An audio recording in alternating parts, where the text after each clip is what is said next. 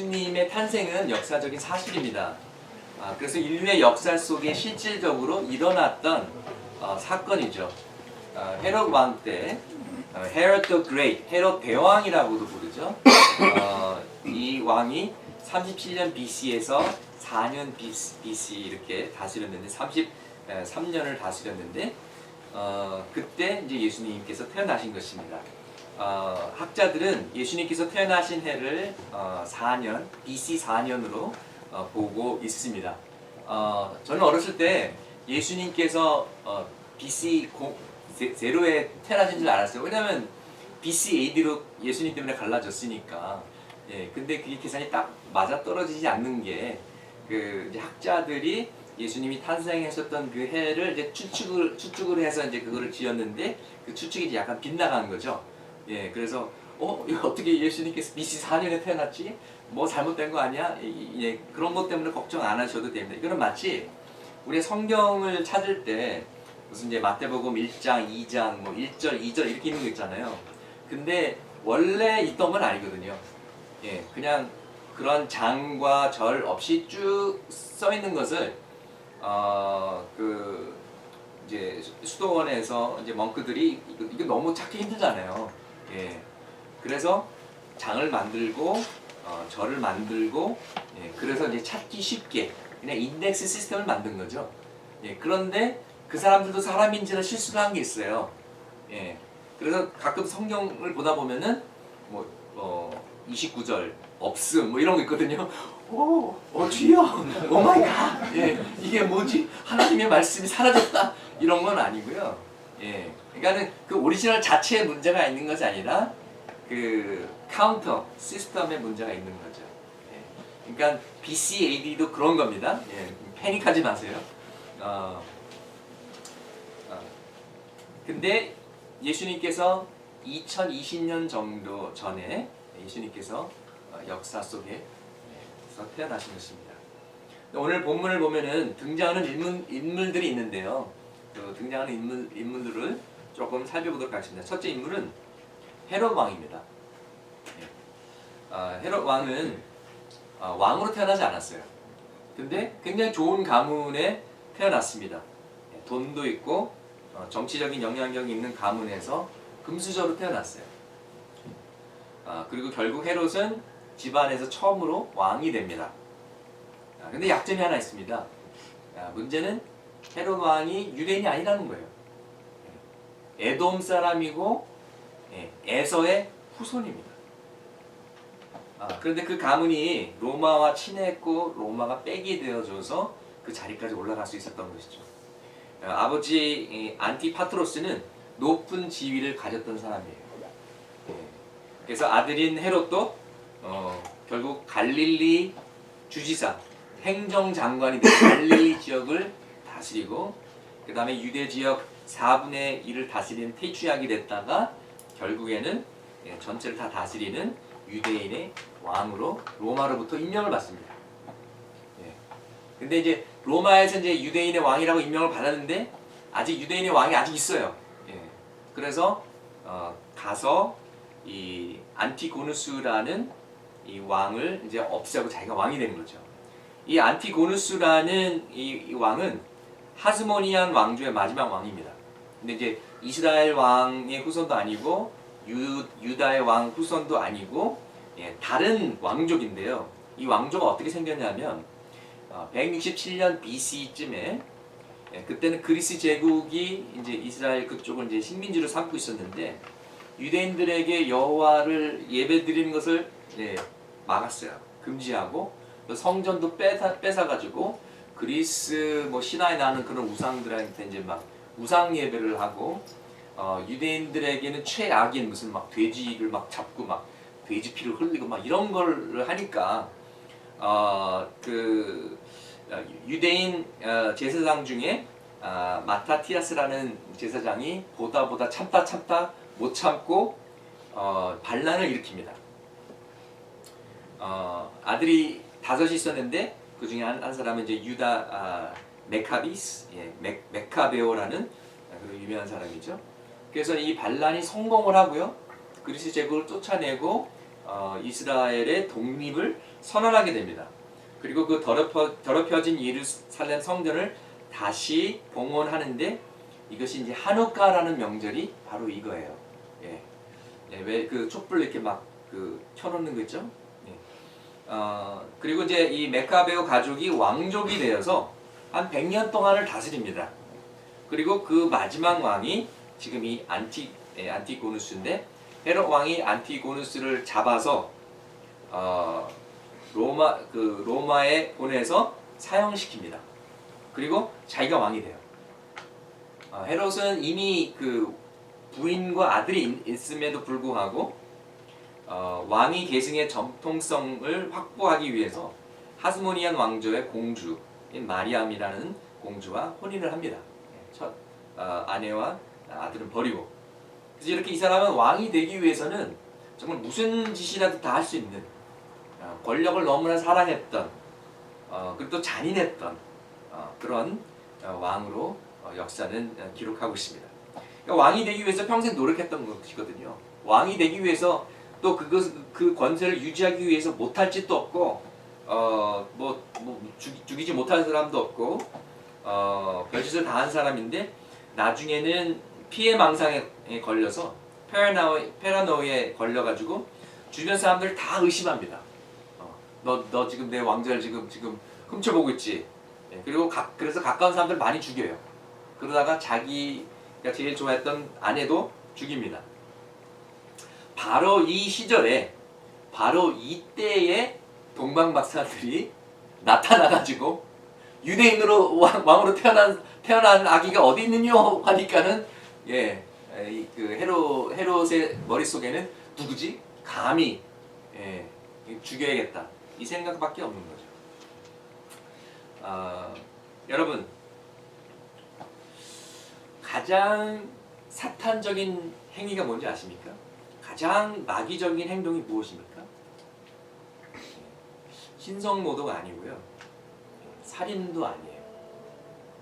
참 잔인한 일들이지만 가장 사탄과 같은 행동은 우리가 사탄이 했던 일을 똑같이 따라하는 것인데 그것이 무엇이냐 하면 하나님의 보좌를 탐내고 스스로 왕이 되려고 했던 것이죠. 내가 내 인생의 왕이다. 내가 내 인생의 주인이다. 라고 착각하고 내 마음대로 내 뜻대로 내 삶을 사는 것입니다. 내가 보스다.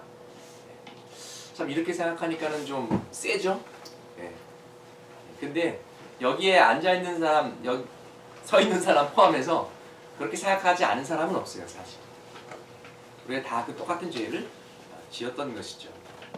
그런데 내가 왕이다. 내가 인생의 내가 주인이지. 가인이 이렇게 생각을 하고 하나님이 지시했을 때 무시하고 동생 아벨을 죽였던 것입니다. 또 에서가 그랬어요. 내가 너무 왕이다. 그리고 야곱을 죽이려고 했습니다. 하나님께서 형이 동생을 섬기리라. 내가 야곱을 선택했다. 그거를 하나님의 말씀을 뜻을 받아들이지 못했어요. 또 에서의 후손 헤롯이 왕노릇하면서 야곱의 후손 예수를 죽이려고 했던 것이죠. 그래서 에서가 야곱을 죽이려고 했는데 그 후손들도 후손인 그 헤롯도 예수를 죽이려고 했던 것입니다. 이거는 우연이 아니고요. 결국에는 영적인 전쟁입니다. 그래서 왜 하나님이 에서를 싫어하시고 야곱을 좋아하실까? 이런 어떤 인간적인 이런 것이 아니다. 어떤 영적인 것을 상기하는 것이죠. 그럼 결국 우리가 누가 왕인가? 라는 질문을 해야 됩니다. 신앙생활도 그렇고 인생도 그렇고 결국은 이 문제를 다루는 왕싸움의 문제입니다. 누가 왕인가? 내가 왕인가? 하나님이 왕인가? 내가 최종 결정을 내리는가? 하나님이 최종 결정을 내리는가? 여러분 기도할 때도 두 가지 기도가 있는데 판이하게 다르죠. 하나는 내가 나의 계획서를 다 쓰는 거예요. 내년에 이거 하고 내가 이 사업을 할 거고 이걸 할 거고. 하나님 멋있죠? 여기 도장 한번 꽉 찍어주세요. Approved. 그리고 이 계획 축복해 주세요. 보통 우리가 이렇게 기도합니다. 그런데 정말 우리가 하나님의 뜻을 구한다면 종이를 백지로 남겨두고 내 도장을 찍고 아멘. 하나님 여기 쓰시면 제가 무조건 순종하겠습니다. 이게 두 개가 다른 거거든요. 결국 누가 왕이냐, 누가 인도하냐, 누가 종이냐 이런 것에 관한 것이죠. 그래서 하나님의 뜻이 아니라 내 뜻을 이루어 주세요 라고 하는 것과 아닙니다. 내 뜻대로 마옵시고 하나님 대로 하옵소서. 이 차이인 것이죠. 예수님은 어느 기도를 했죠? 전자가 아닌 후자. 아버지 내 뜻대로 마옵시고 아버님 뜻대로 마옵소서. 그리고 크리스천의 기도는 딱 하나입니다. 우리 뜻대로 마옵시고 하나님 뜻대로 하옵시고. 물론 우리가 원하는 걸 다 말씀을 드려요. 이것도 원하고 저것도 원하고 저것도 다 원하지만 그렇지만 하나님 주님 뜻대로 이루어 주시옵소서. 그러면 돼요.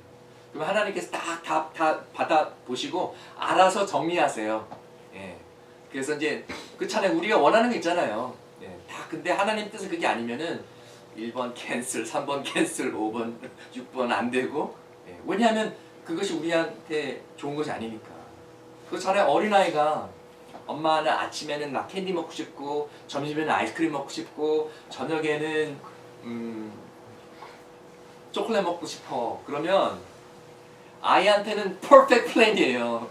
이 세상이 이렇게 아름다울 수가 있을까? 근데 부모의 입장에서는 그래 입에서는 달지만 너 건강에는 좋지 않다라는 거죠. 그래서 하나님도 우리를 사랑하신 부모님이기 때문에 때로는 당장은 쓰지만 나중에는 그것이 아름답고 달달한 열매가 되어서 우리에게 축복이 되는 줄 믿습니다. 아멘. 누가 왕인가? 누가 여러분의 인생에서 최종 결정을 내립니까? 여기서 결혼하신 분들 누가 여러분의 그 삶에서 최종 결정을 내립니까? 엄마 아빠가 있는데 딸아이가 물었대요. 아빠, 우리 가정에서 누가 최고야? 누가 최종 결정을 해? 누가 컨트롤해? 아빠가 엄마 눈치를 딱 보면서 당연히 그거야 엄마지. 그럼 아빠는 뭐해? 물어보니까 아빠는 그거보다 더 중요한 거를 가지고 있잖아. 뭔데? TV 리모트 컨트롤. 엄마는 진짜 컨트롤, 아빠는 리모트 컨트롤. 여기 다음 학기에 와도 이거 히팅 리모트 컨트롤이 제일 중요한데 오자마자 찾는데 누가 여러분의 인생을 컨트롤하십니까? 하나님이십니까? 아니면 여러분입니까? 핸델의 메시아의 할렐루야 코러스가 나오면 하나님께 존경을 표시하는 뜻으로 이제 할렐루야 코러스 나오면 다 일어서잖아요. 기립하잖아요. 한 번은 이제 영국에서 왕이 참석한 자리에서 그 핸델스 메사야가 이제 연주를 했는데요. 다 기립하는데 이제 왕은 아무 때나 일어나는 게 아니거든요. 그래서 이제 앉아 있다가 그냥 막 안절부절한 거예요. 일어서 할까 말까, 일어서야 되나 말아야 되나 막 이렇게 헤지테이트 하고 있는데 그 메시아 할렐루야 코러스에 어느 가사가 있냐면 왕의 왕, 주의 주, king of kings 그런 가사가 있어요. 그걸 딱 듣고서 고민 끝. 바로 왕들에게도 왕이신 하나님 그 앞에 우리가 다 기립하고 다 무릎 꿇어야 되는 것입니다. 오직 하나님, 여호와 하나님 한 분만이 여러분의 왕이 되시기를 소망합니다. 아멘. 또 두 번째로 등장하는 인물이 있는데요. 동방 박사입니다. 영어로는 Magi, Wise Men이라고 부르는데 적당한 단어가 없어서 박사라고 한 것 같아요. 그들이 다 뭐 PhD를 가졌다는 그런 뜻은 아니고, 근데 여러분 무엇이든지 성경이 기록하는 것은 중요합니다. 하나님께서 보여주시고 경고해 주시고 가르쳐 주시고 기억하라는 것이기 때문에 성경에 나와 있으면 중요한 거예요. 그렇기 때문에 그냥 소홀히 넘겨서는 안 됩니다. 근데 성경에 기록되어 있지 않는 것은 우리가 몰라도 되는 거 아니면 중요하지 않은 것들이에요. 그래서 어떤 사람들은 뭐 천국에 대해서 아니면 지옥에 대해서 너무 지나친 관심을 가진 사람도 있어요. 그럼 우리는 성경에 나온 것만 우리가 이야기해야 되지 더도 말고 덜도 말고. 어떤 사람은 성경에 없는 것도 막 알고 싶어가지고 막 예언기도 막 받으려고 그러고. 예. 물론 하나님 오늘도 역사하십니다. 우리에게 말씀하십니다. 그렇지만 성경은 우리에게 필요한 모든 충분한 것을 우리에게 필요한 모든 것을 우리에게 충분히 주고 있습니다. 자, 그럼 동방박사들의 이름이 무엇인가? 모릅니다. 어디서 왔느냐? 예, 잘 모릅니다. 근데 그거는 그다지 그렇게 중요한 게 아니에요. 그들의 이름이 무엇이었던, 어디서 왔던. 예, 이제 선물을 이제 3개가 있으니까 뭐 3명이 왔다라는 사람도 있고, 아니면 뭐 4명이 왔었다라는 얘기도 있는데요. 확실히 아직 모릅니다. 그들 누구였는가 과연? 선지자, 점쟁이, 왕? 도대체 그들의 정체가 무엇인가? 근데 아마도 높은 위치에 있었던 것 같아요. 왕이나 아니면 다스리는 위치에 있지 않았을까? 왜냐하면 그렇지 않으면 그만한 돈과 영향력, 힘을 가질 수가 없거든요. 그렇지 않으면 폭군인 헤롯 왕이 사는 궁전에 와가지고 똑똑똑 문 두드리고 막 이렇게 여보게 헤롯 왕 안에 계신가?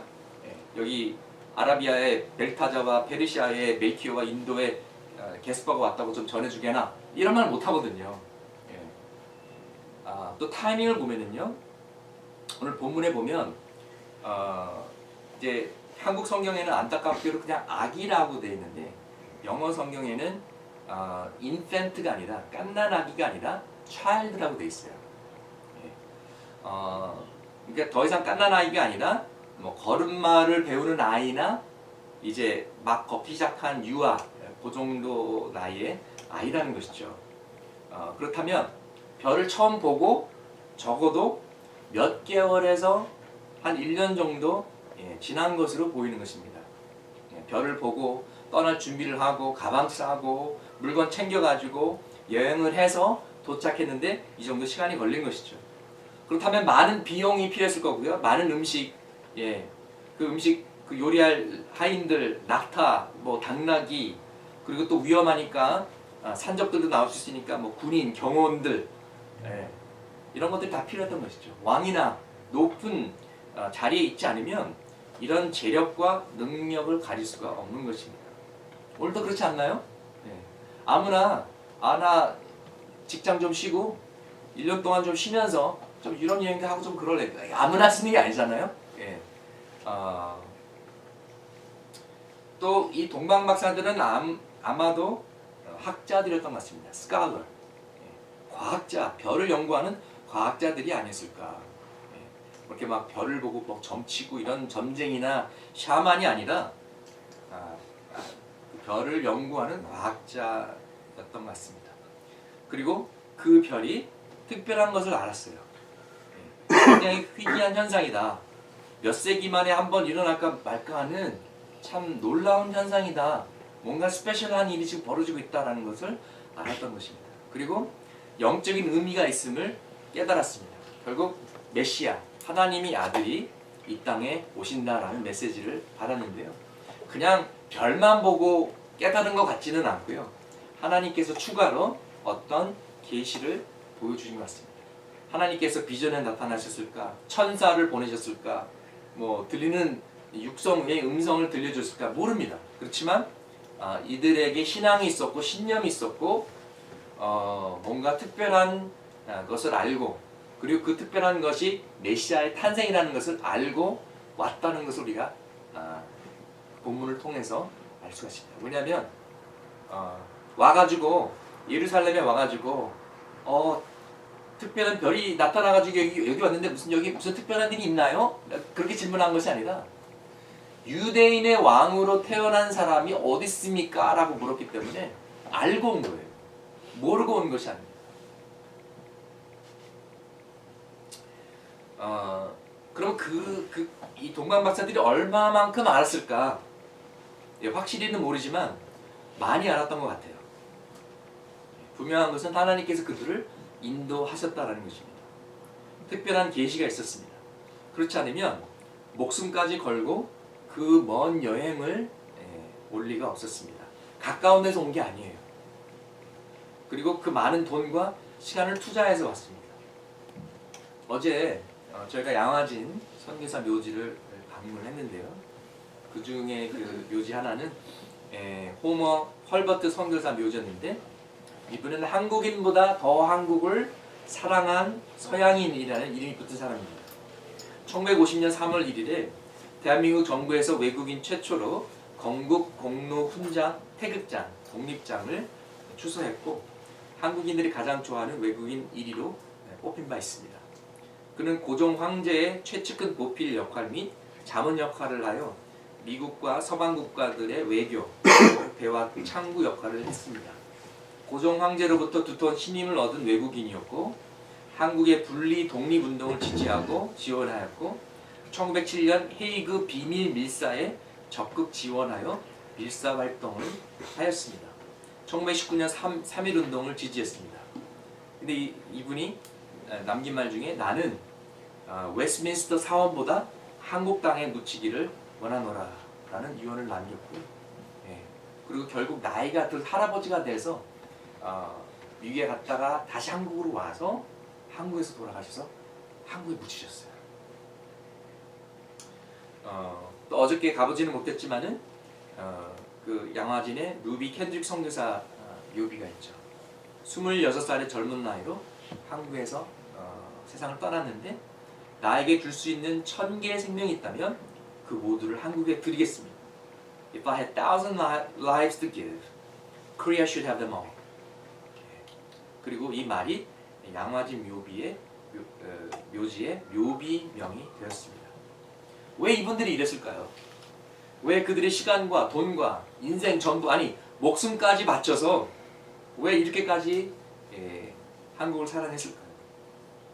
하나님을 사랑했기 때문에 하나님이 사랑하는 것을 사랑할 수밖에 없었던 것입니다.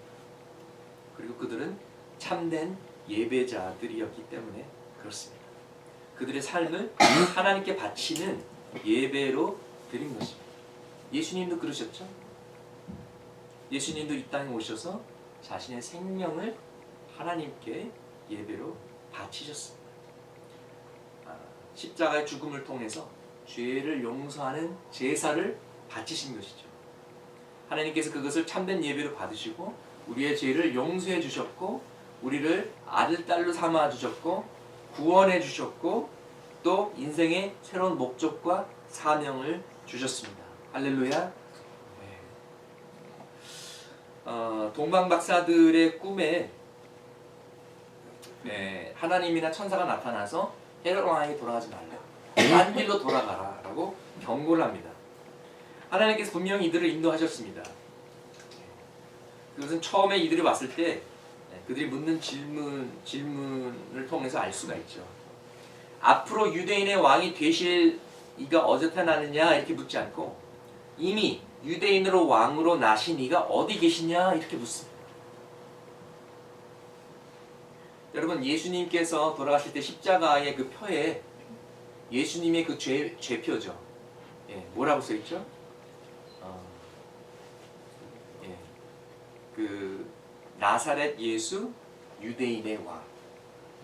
This is Jesus of Nazareth, the King of the Jews.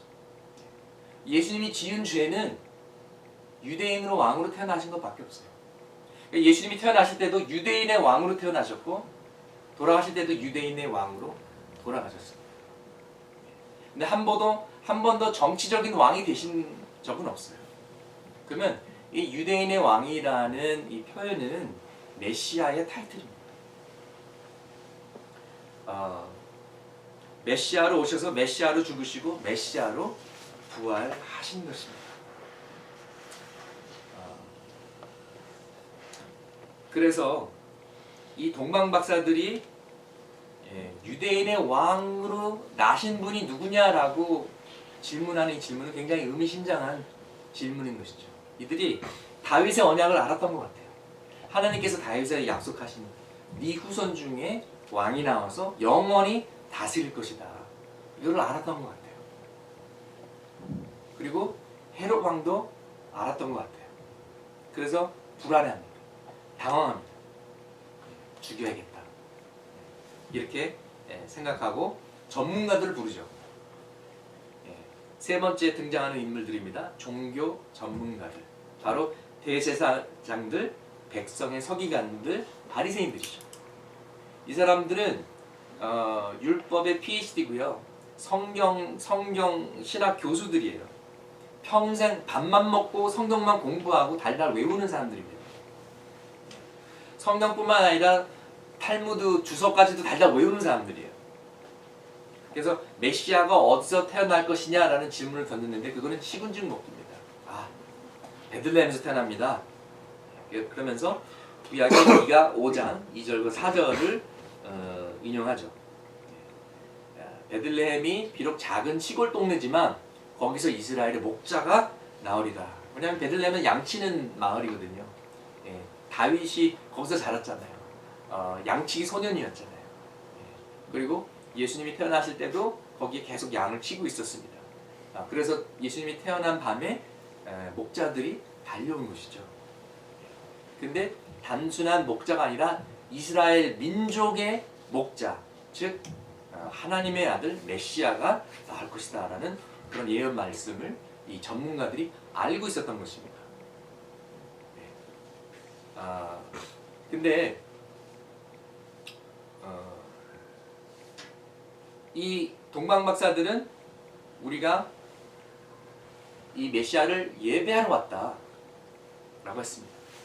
그저 왕은 예배하지 않습니다. 왕에 쓰는 표현이 아니라 신에게 쓰는 표현을 한 것이죠. 그래서 이 동방박사들은 메시아의 존재에 대한 어떤 믿음과 신념이 있었던 것으로 보입니다. 그래서 이제 벌써 본문에서 나온 그 단어들이 유대인의 왕, 그렇죠? 메시아의 타이틀이죠. 다스리는 자, ruler, shepherd of Israel, 이스라엘의 목자. 이런 표현을 하면서 동방박사들이 예수님에 대해서 알았지 않았나 그렇게 생각이 됩니다. 또 그들이 가져온 선물을 보세요. 이 선물도 의미심장합니다. 뭘 갖고 왔죠? 황금, 유황, 그리고 몰약. 물론 이것은 비싼 선물들입니다. 왕에게 드리기 합당한 선물입니다. 근데 영적인 의미가 있는 거죠. 왕에게 드리는 선물이고 제사장에게 드리는 선물이고 하나님의 어린 양에게 드리는 선물인 것입니다. 금은 왕에게 합당한 선물입니다. 어느 나라는요 왕궁에서만 뭐 금으로 뭐 수저 만들고 이런 것들이 있어요. 왕궁에만 겉에 이제 금으로 칠할 수 있다 뭐 이런 법이 있는 아마 중국이었나요? 그런 데도 있고요. 또 지성소에도 언약궤 같은 것도 이제 다 금으로 이제 커버하고 금 접시 뭐 이런 것들이 있죠. 금은 가장 귀한 것이기 때문에 왕에게 드리기 합당한 선물입니다. 그래서 왕으로 오신 예수님께 합당한 것이고요. 유황은 예배에 쓰는 것입니다. 성전에서 사용하는 특별한 기름과 향에 들어가는 것이 이게 유황이었고요. 몰약도 물론 같이 기름을 만드는 데 사용되었습니다. 그래서 이 기름은 성전과 왕과 제사장에게 기름 부을 때만 사용됐던 특별한 기름이었습니다. 그래서 대제사장으로 오신 예수님의 사역을 가리키는 그런 선물이고요. 우리를 위해서, 우리의 죄를 위해서 지성소에 들어가시고 지성소 커튼을 휘장을 찢으시고 하나님께 나아가는 길을 만드신 우리의 대제사장 되신 예수 그리스도, 그분의 삶이 향기로운 제사로 바쳐지는 그 모습을 보여주는 선물입니다. 또 몰약이 있죠. 몰약은 사람이 죽었을 때 죽은 시체에 바르는데 많이 사용됐습니다. 바로 하나님의 어린 양으로 오신 예수님의 죽음을 가리키는 것이라 할 수 있습니다. 그래서 황금, 유황, 몰약은 왕으로 오신 예수님, 대제사장으로 오신 예수님, 하나님의 어린 양으로 오신 예수님을 가르쳐주는 그런 선물인데 그냥 아무렇게나 그냥 이마트에서 픽업한 선물들이 아니고요. 아마 묵상하면서 우리가 하나님의 아들을 예배드리러 가는데 우리가 뭘 가져가면 좋을까? 아마 고민해서 골라서 가장 귀한 것을 가지고 온 것 같습니다. 이들에게는 별이 나타났습니다. 특별한 별이어서 동방 박사들의 관심을 사로잡았죠. 근데 이 별은 보통 별이 아니었어요. 예, 보통 별은 나타나면 계속 있거든요. 근데 나타났다가 사라졌다가 나타났다가 사라졌다가 그러는 거예요. 그리고 방향을 가리키기도 하고 또 예수님이 계셨던 그런 집에 빛을 비춰주기도 하는 뭔가 좀 특별한 그런 별이었던 것입니다. 그래서 별이 나타났다가 사라지니까 방향만 따라서 왔는데 왕이니까 왕궁에서 낫지 않았을까 하는 바람에 헤롯 왕국이 있는 예루살렘까지 오게 된 것이죠. 근데 중요한 것은 이 별과 또 하나님이 어떤 계시가 있었는지 모르지만은 하나님께서 보여주신 것에 대해서 반응했다는 것입니다. 그냥 야 여기 봐봐, 야 저 별 되게 크다. 오 그래, 야 멋있다. 그리고 끝나지 않았고요. 이게 뭐지? 메시아가 태어나는 것이라 하나님께서 가르쳐 주셨어요. 그래? 거기에 대해서 액션을 취합니다. 거기에 비해서 이 대제장들과 서기관들은 어떻게 하나요? 메시아가 어디서 태어나는 것도 정확히 알고 있었고요. 그리고 이 동방박사를 통해서 메시아가 태어났다라는 것도 알게 됐습니다. 근데 그들은 반응을 안 해요. 여러분, 예루살렘에서 베들레헴까지 거리가 얼마인지 아세요? 그렇게 먼 거리가 아니에요. 6.2마일이에요. 10km입니다. 좀 많이 걷긴 하겠지만 걸어서도 갈 수 있는 거리예요. 서울 시내보다도 작습니다. 하루면 갑니다. 물론 말 타고 가면 더 빨리 가겠죠. 그런데 동방박사들은 거의 1년이 걸려가지고 말 타고 낙타 타고 오는데 정작 하루길 아래에 있는 종교 전문가들은 반응을 하지 않습니다. 여러분, 하나님이 여러분에게 많이 보여주셨던 적게 보여주셨던 반응을 해야 됩니다. 성령님께서 여러분에게 말씀하실 때 반응을 해야 됩니다. 하나님의 뜻을 보여줬고 애야 이거 해라 했을 때 반응을 해야 돼요. 어떤 분은 저는 하나님의 뜻을 알고 싶어요. 하나님의 음성을 들려주세요. 그러는 사람이 있는데요. 더 이상 못 듣는 사람도 있어요. 왜 그런지 아세요? 하나님이 이미 많이 보여주고 많이 들려주는데 반응을 하지 않고 순종을 하지 않고 적용을 하지 않으면 그 다음 거 안 보여주세요.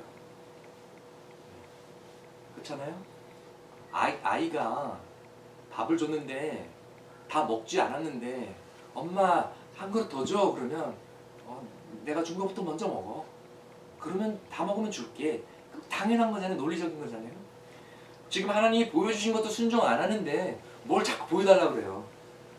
하나님 음성 들려주세요. 하나님 또 지금 안 하는 것부터 우리가 할 때, 그래서 믿음은 순종할 때 더 성장하고요.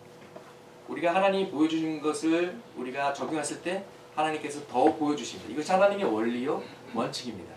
한 달란트 줬는데 잘 사용해서 두 달란트를 만들면 두 달란트 더 주세요. 그래서 10부장이 100부장이 되고 100부장이 1000부장이 되는 것입니다.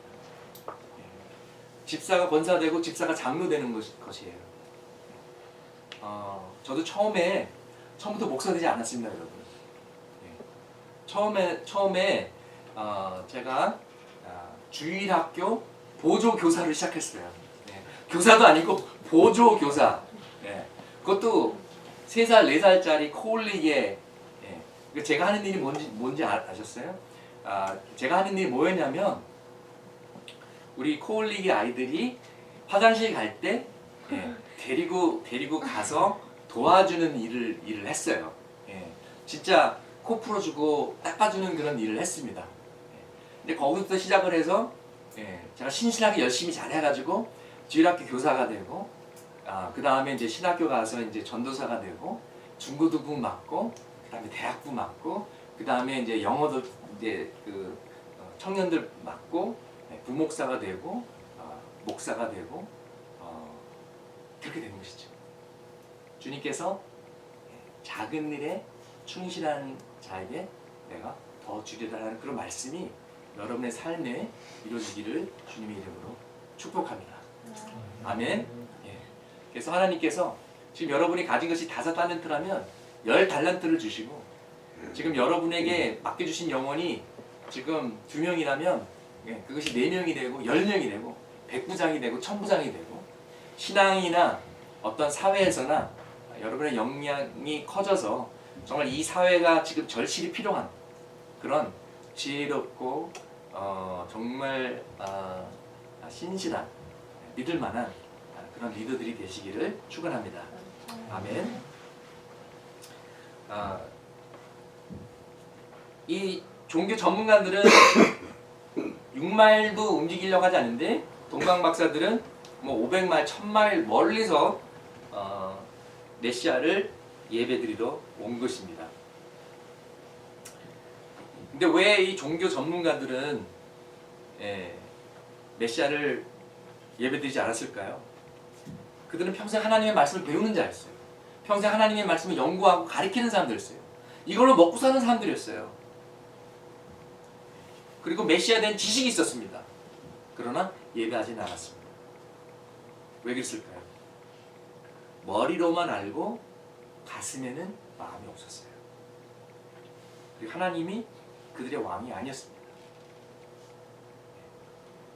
그냥 밥벌이 목사 같은 그런 존재였던 것이죠.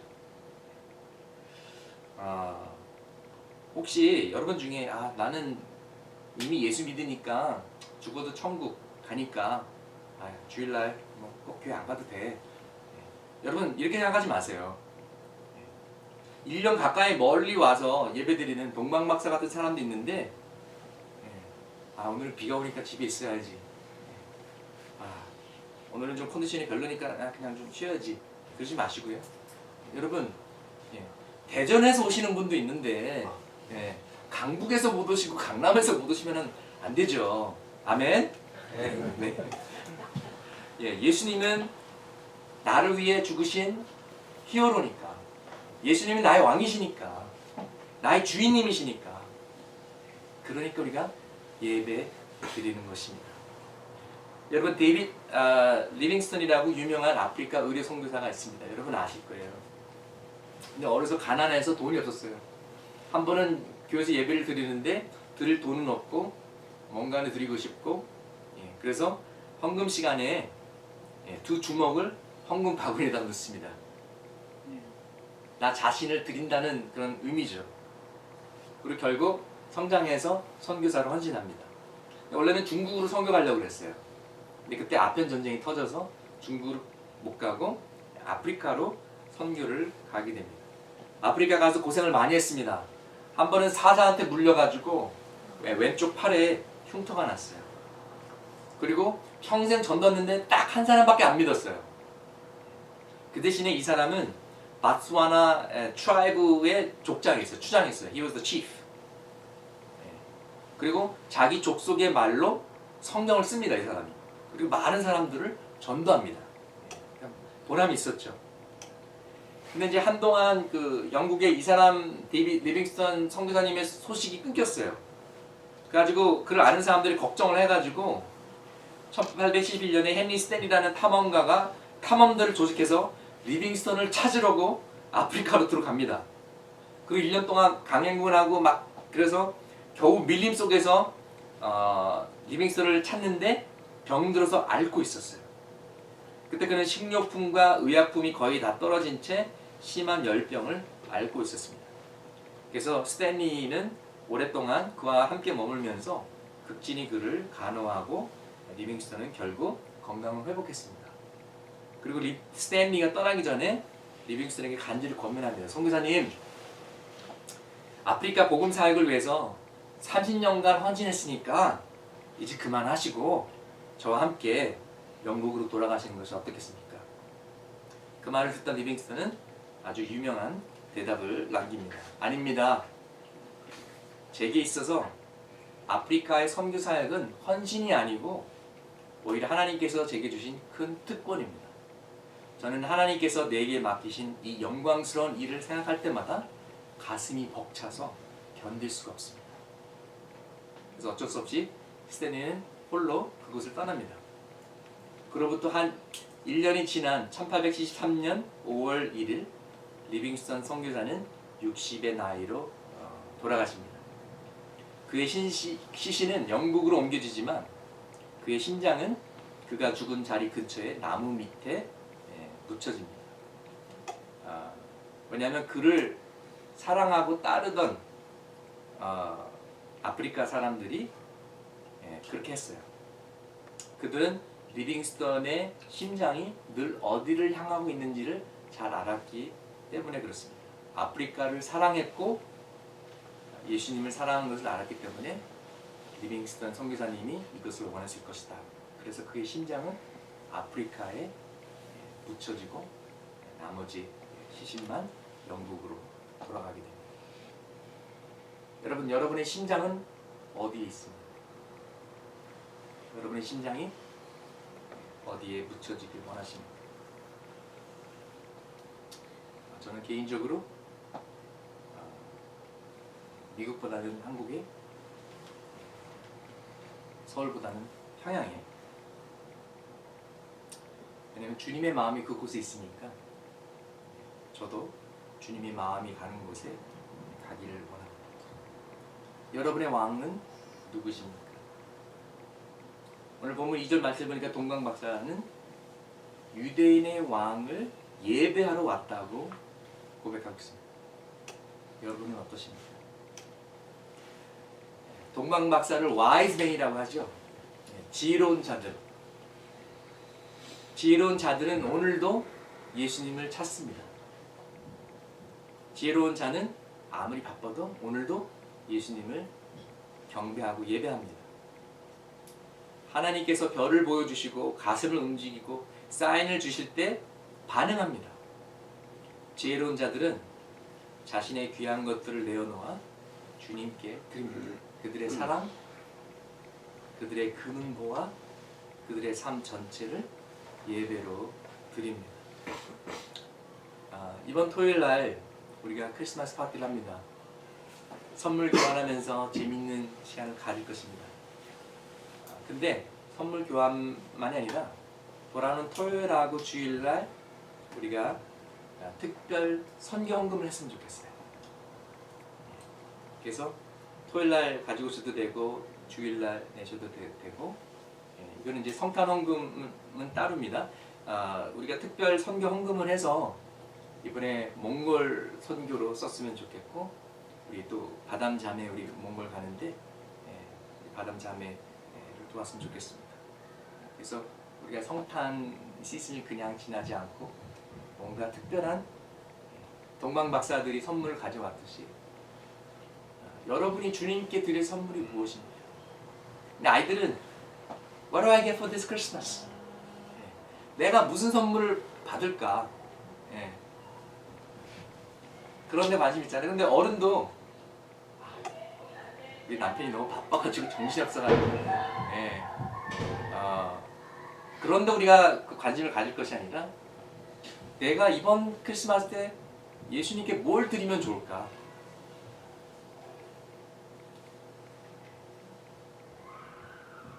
하나의 서제션은 돌아오는 주말, 토요일이나 주일, 큰 액수가 아니어도 좋습니다. 우리가 몽골 선교 헌금을 같이 했으면 좋겠습니다. 예수님께서 이 크리스마스 시즌의 주인공이십니다. 그분만이 왕이십니다. 그분만이 여러분의 완전한 예배를 받으시기 합당하십니다. 때로는 나도 모르게 우리 자녀가 왕이 될 때가 있어요. 우상이 될 때가 있습니다. 부모를 잘 모시는 건 좋은데, 식구들을 사랑하는 건 좋은데 때로는 가족이 우상이 될 때도 있어요. 나는 돈 필요 없어 라고 얘기를 하지만 은행에 돈이 없으면 불안해요. 나도 모르게 돈이 우상이 되기도 하고, 나는 안전한 걸 원하는데 I want security, 이런 것들이 우리의 우상이 될 수도 있고, 때로는 내 자신이 내 인생의 최고 가치가 될 때가 있습니다. 이런 것들 다 내려놓고 오직 예수님만을 예배하기를 소망합니다. 더 깊은 예배로 초청합니다. 참된 예배자로, 예 삶으로 여러분을 초청합니다. 이 말씀을 끝내면서 동영상 하나를 보겠습니다. 짧은 동영상인데요. 영어로 돼 있지만 다 이해하실 것이라고 생각되고요. 한번 같이 보시겠습니다.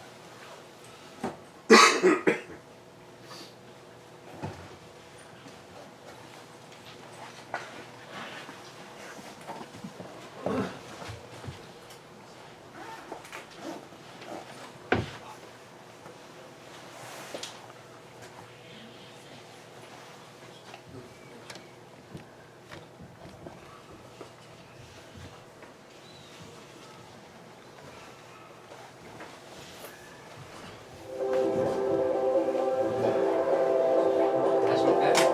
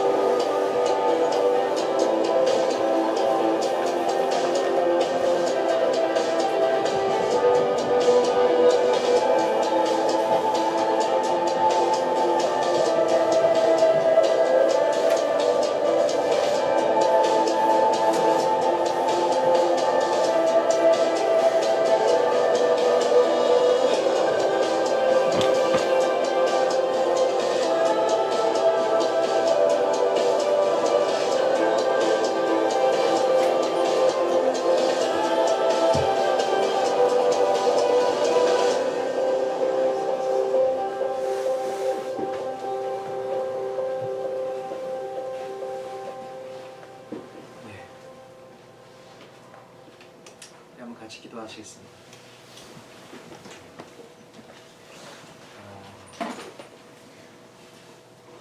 우리가 하나님을 알기 위해서 예수님께서 성육신이 되셔서 이 땅에 오셨습니다. 우리가 하나님의 사랑을 알기 위해서 예수님께서 십자가에서 돌아가셨습니다. 그런데 겸손하고 하나님을 찾는 자들만 하나님을 찾을 수 있다고 말씀하셨습니다. 우리 마크 집사님께서 가장 큰 축복은 임마누엘이다. 임마누엘이 축복이다. 좋은 말씀해 주셨는데 맞습니다. 주님 안에서 생명도 얻고 삶의 의미도 얻고 구원도 받고 모든 것을 얻는 것이죠. 그런데 우리만 주님을 찾아야 되는 것이 아니라 주님께서 우리를 찾으세요. 우리를 부르시고 우리를 기다리십니다. 지금 나라가 정신이 없습니다. 그럼에도 불구하고 이 대림절, 이 애드벤트, 이 크리스마스 시즌에, 성탄 시즌에 정말 우리가 이 시간에 조용히 하고 기도했으면 좋겠습니다. 주여, 주님만을 왕으로 모시는 참된 예배자가 되기를 소망합니다. 동방 박사들처럼 주님만을 찾게 해주시고 주님만을 예배하게 해주시고 주님을 왕으로 모시게 해 주시옵소서. 한번 같이 기도하시겠습니다.